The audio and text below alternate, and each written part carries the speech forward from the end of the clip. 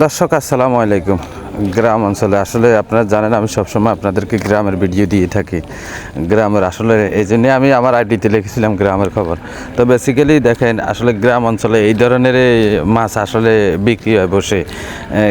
ধরেন এরা কয়া জাল বসায়, কেউ জাল মারে, মাইরা কয়টা মাছ পায় তো আইলে এখান থেকে এরা এই ছোট্ট ছোট্ট বারকসে করে নিয়ে আসে, আইনে এগুলা বিক্রি করে তাদের আসলে চা পানি বা টুকিটাকি এদের খাওয়া দাওয়া হয়।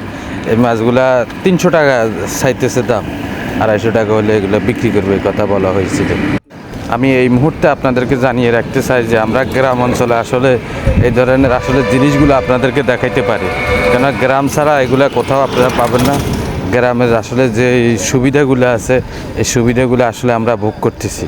কে কীভাবে বিক্রি করে বা কীভাবে কই থেকে আনতেছে আমি আপনাদেরকে ফুল ভিডিও দেখাচ্ছি, আপনারা পুরো ভিডিওটা দেখবেন।